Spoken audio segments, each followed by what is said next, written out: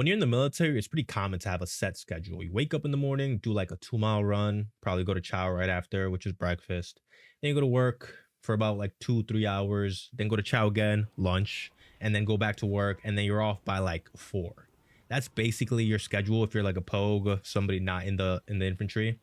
Besides maybe a few onesies and twosies, one or two other MOSs, and if you like have duty or something. But for grunts, for the infantry, it's not like that. Everybody else in the Marine Corps or in the military has a job that they're supposed to do that for the most part has some kind of shop or building where you do it at. For grunts, it's not that way. Your main job is to be in the field and shoot guns. On the days when you're not in the field, you still wake up like at 5 in the morning, just like everybody else. Go for a run, go for chow, and then you're off by like 4, hopefully, and then you have some like bullshit classes in between that. The only difference is that's not really your job. Your job is to go out there and sleep in the woods and shoot guns. When infantry marines get left back at the barracks, they usually just end up getting in trouble because there's nothing else to do unless you're a boot, then you got plenty to do. But most of the stuff that you do back at the bricks, it's a pretty big waste of time. So in this video, we're going to skip all that bullshit. I don't want to talk about any of that. We're going to talk about all the suck that happens in your actual job, the field ops that you go on. So I think the easiest way to explain field ops is to divide them into different categories. These aren't official categories that you're going to hear in the military. They're just names I'm giving them to better explain how field ops works. First one is live fire ranges. Second category is non-live fire field ops focused on like tactics and maneuvering. And third category is kind of a mixture of both. So on live fire ranges, you're usually stationary. You're mostly just shooting at targets downrange and there isn't much movement. Sometimes there's a little bit of movement like buddy rushes, but that's probably as much movement as you're going to get on those basic ranges. These are straightforward shooting ranges. Get online, engage the targets, and do whatever course of fire they have planned. The second type, which is honestly probably your most common field op, is the non-live fire ones. You're not shooting at all. These field ops are based on maneuvering and tactics. You might go into the woods, go out to a mountain town, or train in some other environment. You patrol, clear houses, do CQB, and work on cohesiveness between your platoon, squad, or team. The point is to make sure that everybody knows what to do when shit hits a fan. It isn't just randomly shooting their gun or just shooting downrange, which is pretty simple. The third type, which is always the most fun and the most interesting, it's a mix of both, like I said before. On the really big field ops, this is usually broken into separate portions. You might do a live fire range first. After that, you'll get cleared out, make sure you don't have any ammunition, and then you'll go do like a patrol somewhere else. Maybe you'll hike to a different location, a different range section.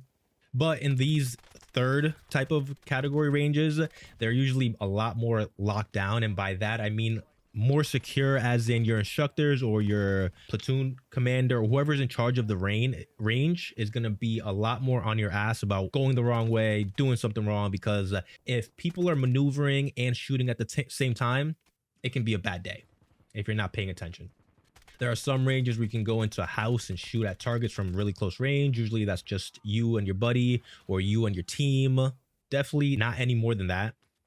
Then there are larger ranges where you have like supporting fire. You might have like machine gunners down to the right and mortars out to the left, putting down targets 500,000 meters away. Those are usually for bigger field ops. The more common ones are the first two, either a mostly stationary live fire range with a little bit of movement, or a strictly non-live fire field op where you're practicing maneuvering, tactics, clearing houses, or something along those lines. As a grunt, you're going to be carrying around 60 to 90 pounds in your pack. On top of that, 30 to 40 pounds of kit that you're wearing. Your kit is your flak, which is basically your bulletproof vest, your Kevlar helmet, your weapon, your ammunition, and whatever else you're carrying on your body.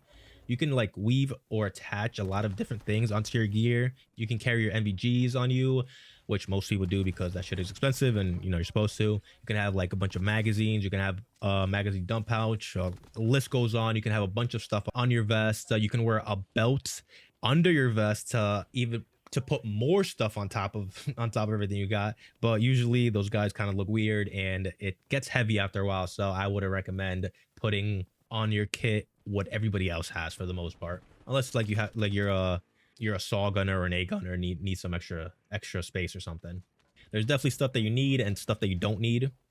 Inside your pack, you're going to have food, water, and the clothes you need for the week. Food and water gets heavy fast. Usually a field op is about a week. A lot of them are shorter than that, but I'd say around a week on average. If it's going to rain, you'll have your waterproofing gear. You might also get a tent. Usually I prefer not to have a tent because that means the field up is either going to be a lot longer or a lot wetter than I would want it to be, and neither is usually fun. I've seen kids literally freeze up into a hypothermic state on the range to the point where they couldn't move, and the docs and the range commanders had to come out and like get them off the line because they were already on the line, ready to shoot, and couldn't hear the commands or couldn't move their bodies to turn and then shoot. So it can get definitely a little bit dangerous out there, especially if you're not hydrating, you don't have the proper gear on, keeping warm. And it's definitely scary because guys have live ammunition. It's a pretty weird situation when you're out around a bunch of people who are cold, exhausted, and technically capable of doing whatever they want with a loaded weapon. Field ops, like I said before, involve a lot of patrolling, including patrolling through the woods. Sometimes there's a creek, sometimes you can jump over it, sometimes you can't. Sometimes you could try to jump over it and fall in, so shit can definitely suck. So packing is pretty straightforward. They teach you how to do it either in boot camp or at TB. For the most part, you want to keep your lighter stuff on the bottom, put the heavier stuff at the top. What this does is it pushes the weight onto the top of your shoulders, so you kind of lean over while you're hiking or patrolling if you have your pack on, and it's not kind of dragging you down. So like if you were to put the weight at the bottom of your pack. But either way, the shit's going to be heavy, especially when you're hiking 10 to 12 miles. Like it's going to rub into your back. It's going to be really uncomfortable. So pack it how you want it. I honestly just didn't really care and just packed it however I wanted. It's probably why I have back problems today. The worst part about packing is when they make the entire platoon pack by the numbers. If you've been to boot camp, you already know what this is.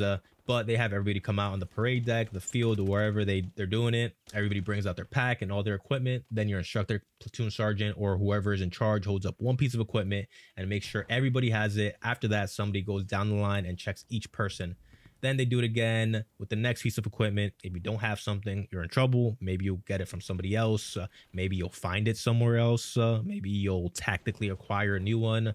Either way, you're going to have it. Or I've seen people get paperwork over it, but it's kind of like excessive. Usually they kind of tell you to just, at least at the minimum, go into town and buy it. But some of this like issued stuff that you get from the Marine Corps is definitely kind of expensive, even though it doesn't feel very expensive. The very first field op you do is in boot camp. I don't want to count the rifle range because you sleep in a squad bay there, but I will count the crucible and the training you do right before the crucible because that is very field op like. Out there, I remember sleeping in the woods in a sleeping bag. I'm pretty sure it's been so long that I'm pretty sure that we slept out in the woods. I don't think we had a squad bay. You have a sleeping mat, of course, and then you do like various activities. You go running to different places. You do obstacle courses, which are not field op like, but that's boot camp, so like you're expected to do that kind of stuff. Other fun stuff that you do in the crucible: you crawl under barbed wire, you do buddy rushes, training during the day and nights, and they have like simulated gunfire in the background while you're doing that. It's just like a speaker or like a bunch of speakers that are going off like around to kind of give you that feel of it. Just, honestly, pretty cool. Think back on it. Either way, it gives you a good feel for what the infantry is going to be like after that. After boot camp, if you're a grunt, you go to ITB. This is where you start doing the actual grunt stuff.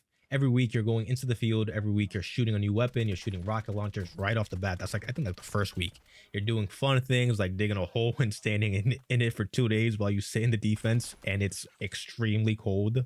If you go during the winter like I did, if you go during the summer, maybe it's extremely hot and there's snakes and stuff.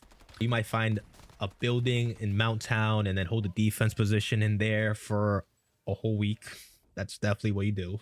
Actually, now that I remember that, during that one field op in ITV, nobody could leave that little room that we were occupying. It was the entire platoon was held in defense in this one building, this one room, just looking out the windows, rotating shifts. Nobody could leave. Nobody could leave to pee. Nobody could leave to do anything. So what people started doing was peeing in their canteens.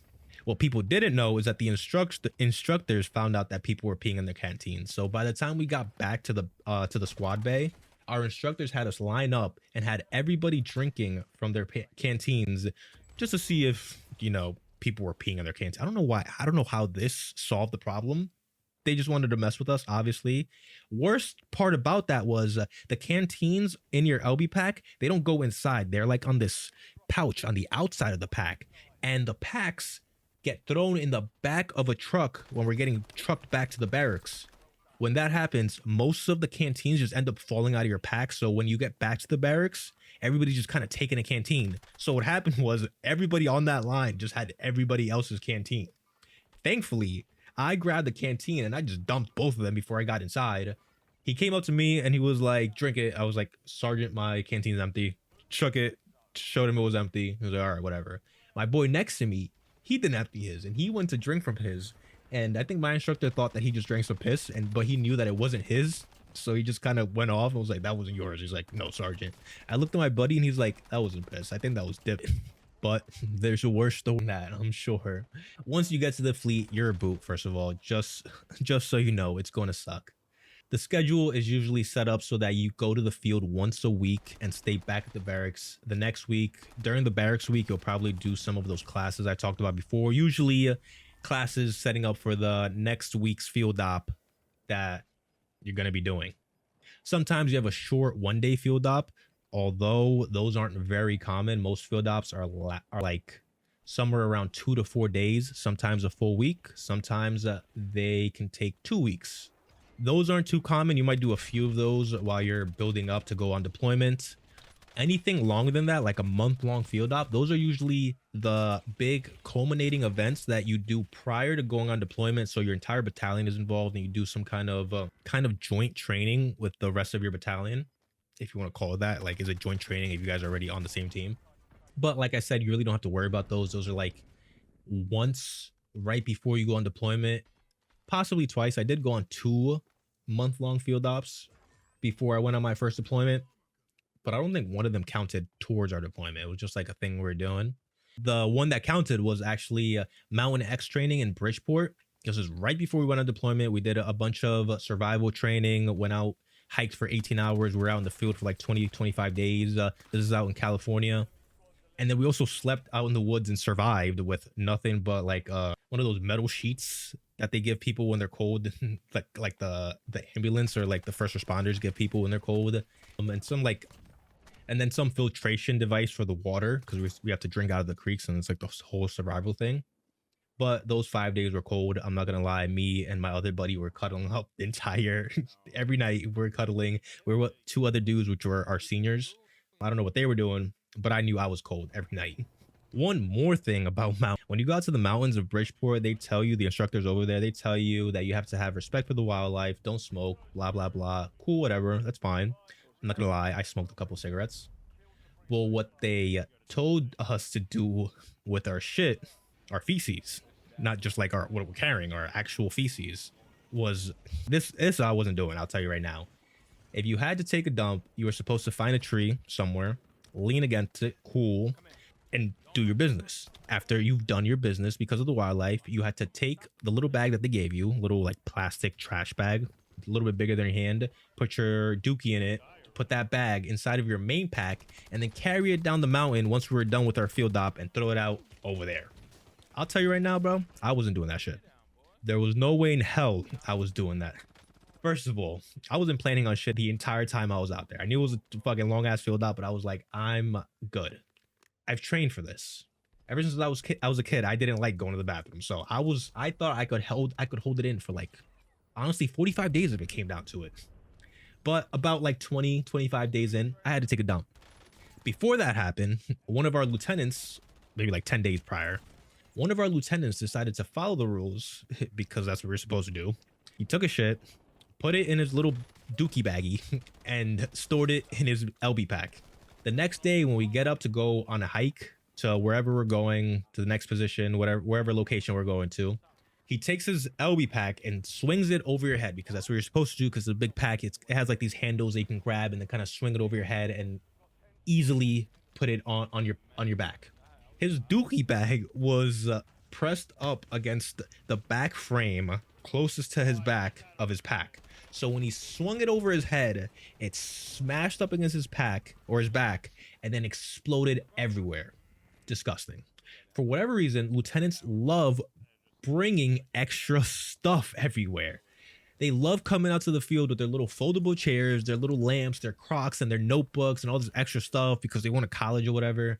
Now, all of this lieutenant's shit is just literally covered in shit. And I can't tell you how fucking disgusting that is.